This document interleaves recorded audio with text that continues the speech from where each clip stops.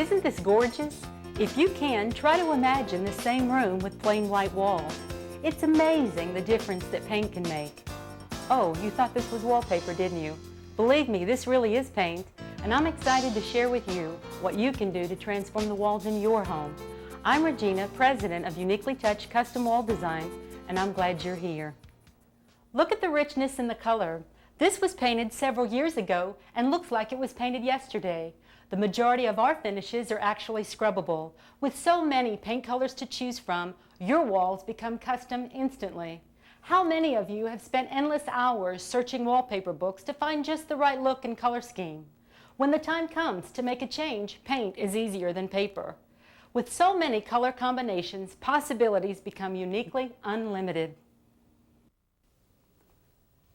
Notice the switch plate and how it blends with the wall. We also paint the registers, the outlet covers, and as you can see, the tops of the screws, something we plan to show you how to do. These finishing touches create a more professional look. Let's take a look at a room we painted in another home. Now this is elegant. Since starting Uniquely Touched, we've used several different brands of paint. I've purchased paints ranging in price from $8 a gallon to $34 a gallon. Let me share something with you that I've learned about quality and price. It should not cost you a fortune to get the quality a professional would recommend. When I first began experimenting with paints, I quickly discovered Walmart as a one-stop shop. They carry everything that I need. And I've become a firm believer that if House Beautiful is on the paint can, you can be sure you're getting quality. It's good stuff.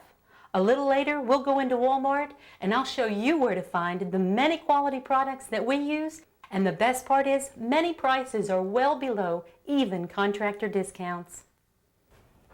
Now I know you're probably thinking that you need to be an artist or a professional painter to do what you've seen here. I have good news. It's just not so. Even though I own my own company, like many of you, I don't have an art degree. When I first started working with paint, I got excited about the many possibilities. The more I did and the more problems I had, the more I learned what to do and what not to do. The information that I've learned the hard way, I'd like to pass on to you. This way things should go smoothly for you the first time around. We'd like to show you how, step by step, you too can achieve professional decorative finishes with paint. We'd like to teach you a few basic sponge techniques, and I'd like to show you some samples from my portfolio. The types of sponging we'd like to teach you are basic multicolored row sponging, random placement sponging, and simple tone-on-tone sponging. The first 4 samples are multicolored rose sponging. Notice the color keys for each sample. These keys list the base color name and number, and also sponge colors in the order used. Don't forget to use House Beautiful paints.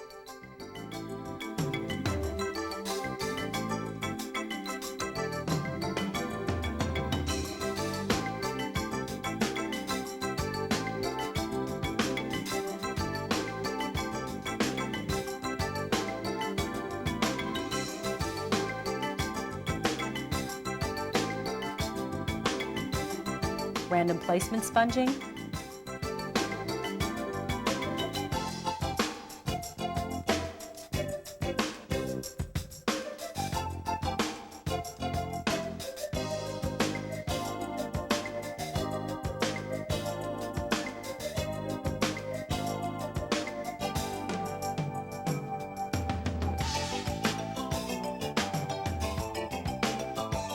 and tone-on-tone sponging.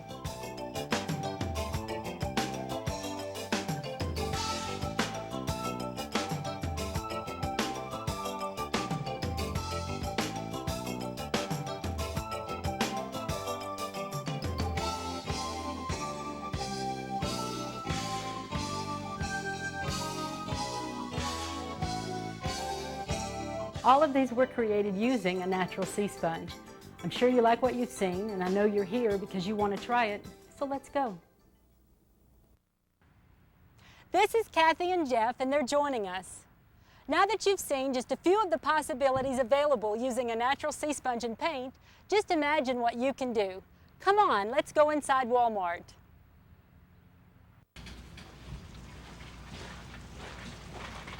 You know, Regina, I love shopping at Walmart. Having everything we need in one stop is so convenient.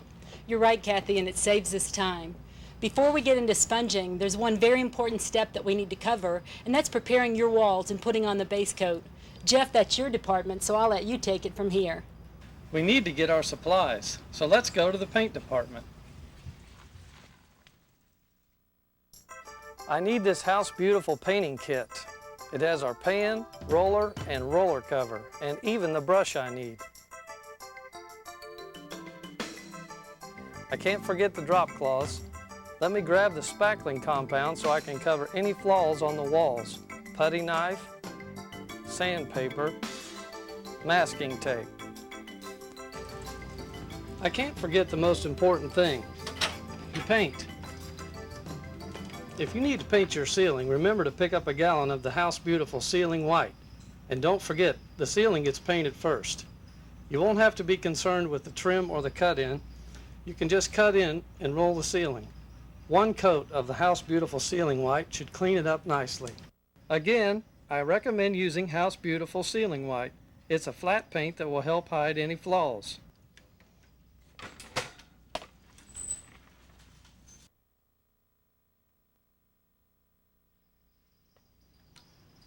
Well, now that we have everything that we need, let's go to our room and get started.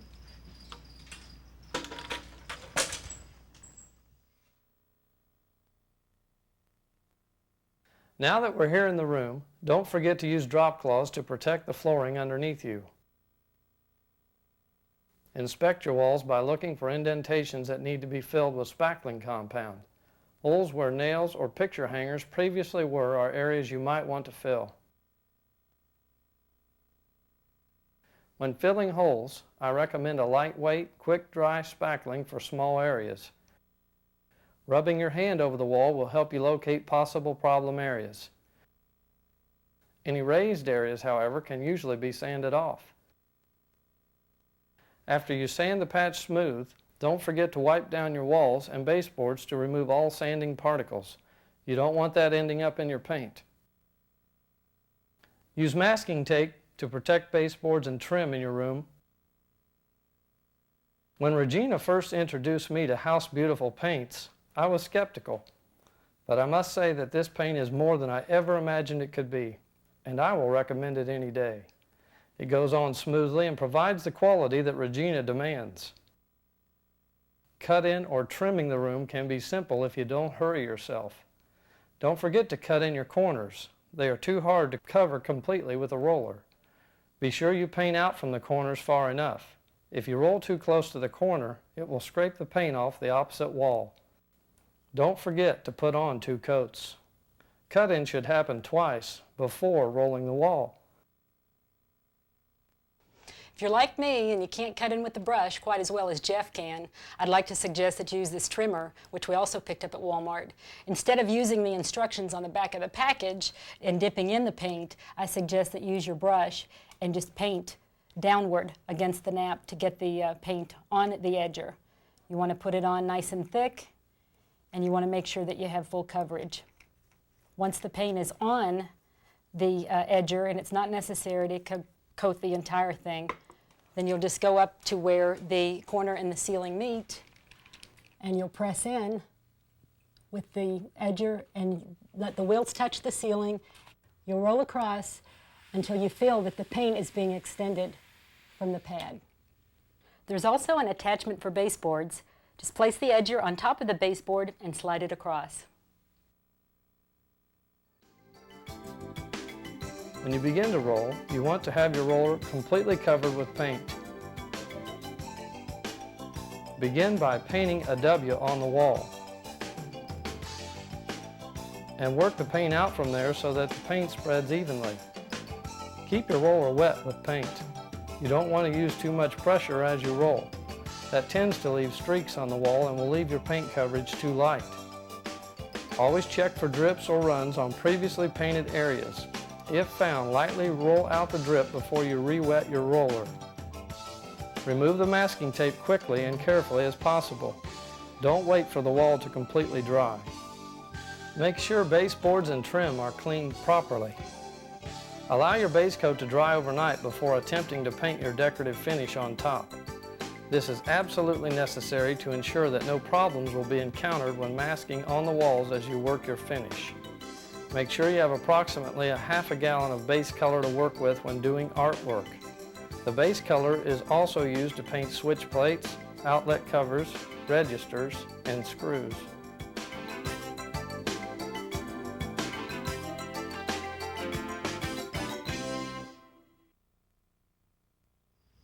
Proper wall preparation is a must. Many faux finishes hide problem areas, however, some will enhance them. Even though you're eager to get started with your decorative finish on your newly prepared base, please take your time, carefully inspect your walls, prime when necessary, and always use 2 coats of base color. Clean your baseboards and trim, and then prepare for your decorative finish the next day, or at a later time when ready, by masking the entire area again with new clean masking tape. Your patience and hard work will pay off. Let's talk about the kind of paint to use. My company uses strictly water-based paint. Latex paint is water-based and cleans up easily with soap and water. There's less odor with latex, and any spills clean up easier than oil-based paints. What finish of paint do you need? I usually recommend either a satin or semi-gloss finish. In high traffic areas in your home, you'll want to stay away from flat paint. It usually doesn't wash well. Semi-gloss is great for kitchens and bathrooms. Satin works well in entryways, bedrooms, and family rooms. Flat paint will work well in more formal areas of your home where you're not concerned about water splashing on walls or where people don't generally spend a lot of time. If you're interested in kid-proofing your home, Playhouse on the label reassures you it is tough stuff.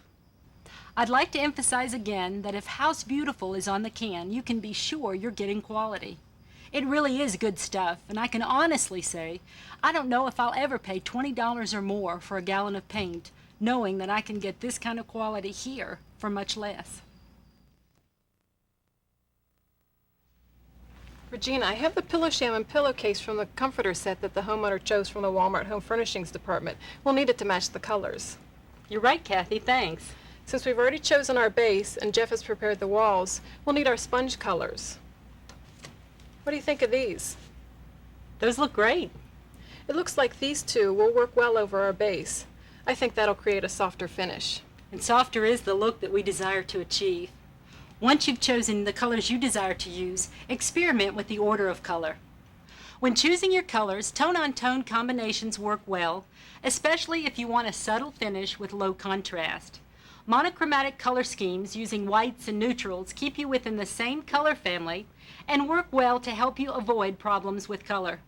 When using different colors together, try putting them side by side to see how they change when they're close. For example, does the green next to the blue give you the look you're after? Or does the green become more yellow-green or more blue-green? If the colors change dramatically, keep looking at colors close together until you can be sure that they complement each other. Staying close to the same value or intensity of color while using colors from different schemes can help you avoid harsh combinations that clash.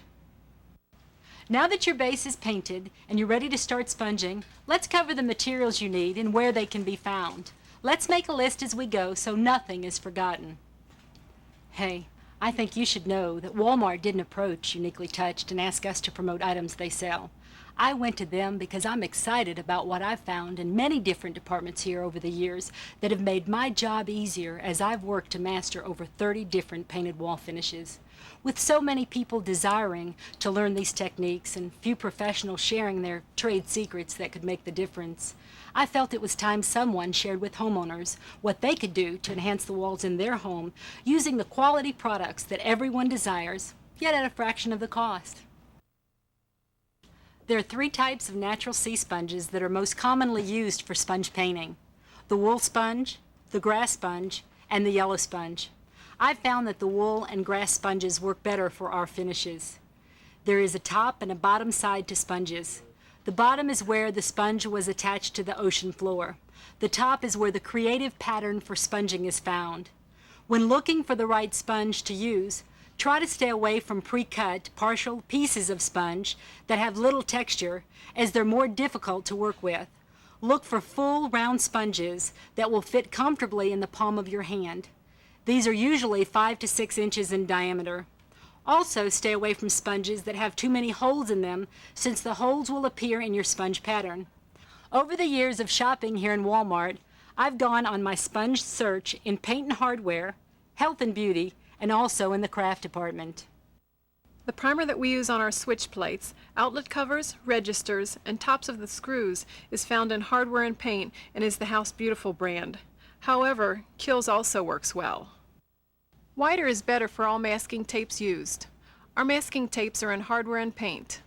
Get the blue 3M for masking the ceilings, the 2-inch regular mask for baseboards and trim, and the brown paper tape, Easy Mask, for working your corners.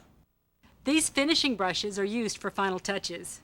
These small 1-inch chip brushes are inexpensive and can be found in hardware and paint. They are one of the most valuable tools that we use to bring in finishing touches needed to create a more professional look in the corners, by the ceiling, and around any trim and baseboards. Look in the housewares department for your cookie sheet, one which you will use as a paint palette from now on. You will also need foil, a 2-gallon bucket or two, and styrofoam plates. This bundle of rags found in car care is convenient for wiping your hands, and we also use them as an applicator for other techniques. Gloves can be found in hardware and paint and in the pharmacy. It's important that you find the gloves that are the right size for your hands. It's also important that whatever gloves you choose have elasticity and stretch so they fit tightly. You don't want gloves that bag or are too loose-fitting since you're working with your hands. Any metallic that we use on our wall finishes come from the fabric and crafts department. Inca Gold is the most common gold color we use. Pure gold works well with many color combinations. Pearl white is also one of our favorites. Now that we're ready, let's go to our room and get started. Our base was previously prepared. We finished masking off the room, and we have all of our supplies readily available. We want to make sure that you have yours. You'll have a couple of buckets of warm water close by. Make sure that you cover the cookie sheets with foil. Finishing brush. You want to have the gloves with which you protect your hands while you're sponging. Rags so that you can wipe off your hands. Of course, your sponges. You'll have the base paint close, sponging colors, of course, and your primer. Kathy, if you'd like, go ahead and get the switch plates, the outlet covers, and the register ready. Okay. Take your styrofoam plate and turn it upside down. Gather all of the screws from all of these items in the same room and mushroom them into the plate. This will make preparation easier and will prevent them from getting lost. Make sure your plates, covers, and register are clean and completely dry before you prime them. Go into your garage, or, if weather permits, outside, to spray these items, including the screws. And make sure to spray all the slats on the register with your House Beautiful Zap Primer. Make sure that you use clean paper or cardboard underneath so the primer doesn't ruin any surfaces. Once the primer is completely dry, you want to gather everything up and bring it back inside. You can brush 2 coats of the base color on each plate, and don't forget the tops of the screws. You might find that a brush with less paint works better to keep your painted finish on the plate smoother. Too much paint causes streaking, and you'll want your finish to be as smooth as the wall. It's difficult to properly roll the plates with the roller.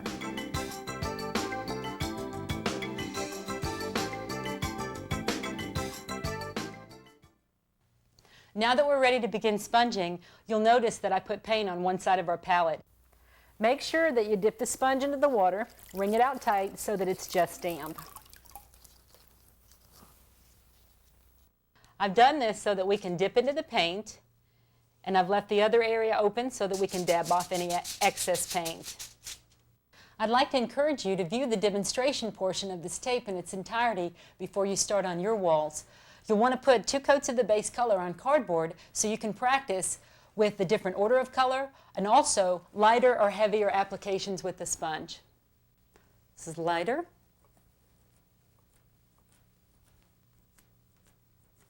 And heavier.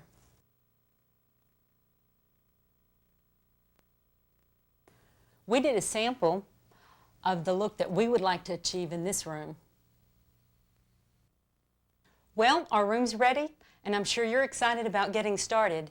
Before putting on your gloves, you'll want to check the mask in the room, including the ceiling. Again, use the 2-inch beige masking tape for baseboards and trim, and the blue masking tape for ceilings. The whiter, the better. It's a good idea to put a piece of mask over your plugs. This will save cleanup time later. You'll need to prepare a corner before we begin. Mask off the opposite wall. Kathy has a brown paper tape in her hands called Easy Mask. She'll begin by showing us how to mask the corner. Place the tape as close to the corner as you can. You don't want more than 1/8 of an inch of this wall showing. That'll keep the paint from going where we don't want it to go. And this will enable you to complete your corners more effectively.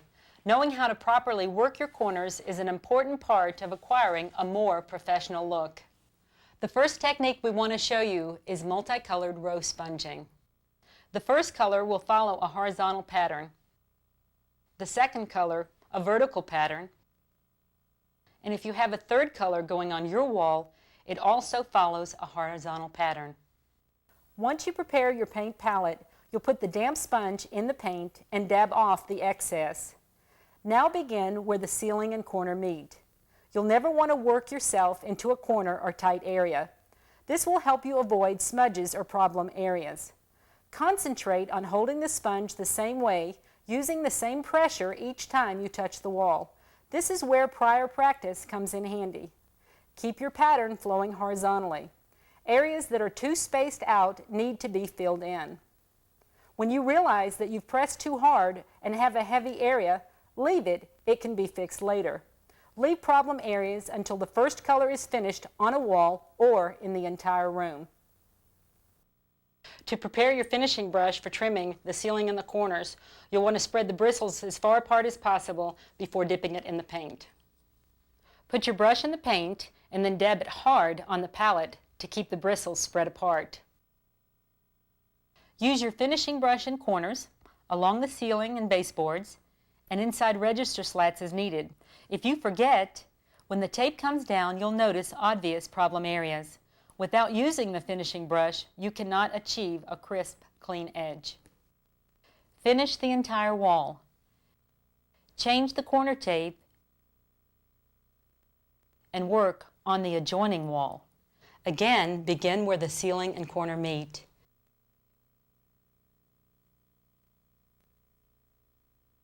Sponge out from the trim and the baseboards. Never work into tight areas. And don't forget to use your finishing brush. Remember to rinse out your sponge at the end of each wall before starting a new wall. This keeps the sponge fresh and will extend the life of it. Now you're ready to fine-tune the first color. With your first sponge color in hand, look for darker areas on the wall and lightly touch it up. Once all the dark areas are lightened, look for areas on the wall that are too light or too heavy. Using the clean sponge with your base color, lightly touch any heavy areas to break them up. Don't put too much base color on or your pattern will disappear. We don't want to forget to sponge the plates, screws, and register.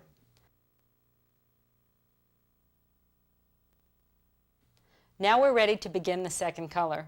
Remember to go vertically this time. I recommend using a different sponge. This will add personality to your finish. If you want to work with a partner, this is a good place to start. However, don't let two different people work on the same color.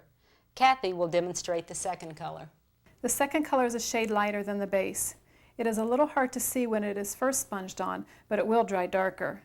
This helps to soften the first color and gives our room a stone-like finish. Don't forget to use your finishing brush again with this color. Finish the entire wall, then flip the corner tape and do the adjoining wall. I'd like to encourage you to spend time fine-tuning each color. This will create a more professional look. Time spent here will make you more proud of your finished work. If you're using a third color, continue with a different sponge or the first sponge used, following the same steps as the first color. When you're finished, don't forget to remove all masking tapes. Clean your baseboards and trim, and never leave your brown paper tape up overnight. Now that we've learned the details of multicolored row sponging, let's quickly cover random placement sponging and simple tone-on-tone sponging. Please keep in mind that all of these techniques follow the same basic steps, but with differences that make each finish unique. Let's quickly cover random placement sponging. This method of sponging can be accomplished by placing each color on the wall, following a specific pattern, keeping it consistent around the room. This method is done by sponging one color at a time. Pattern the first color, making sure you stagger each consecutive row. When sponging your first row, working in small increments will help you to create a consistent and even pattern across the wall. Fill in with the second color by sponging in between your first color. If a third color is desired, just lightly touch in places between the first two colors that have a more open space, adding just a touch of color. Tone-on-tone sponging can be accomplished by sponging one color on top of your base paint that's either a shade lighter or a shade darker than the base itself. On this sample, we used a lighter touch. A lighter touch with the sponge will create a speckled effect, while a firmer touch will create a heavier, fuller sponge pattern as you see on this sample. Correcting problem areas is done the same way as when we corrected problems with multicolored row sponging. When using folk art metallic paints with any of these techniques, let it be the first color on your wall, otherwise the finish will be too shiny or foil looking. However, if you'd like something shimmery on top to add personality, use a pearl white metallic that has been diluted with water. Now that we've shown you what you need to do to sponge your walls, let's take a look at the final results of our work.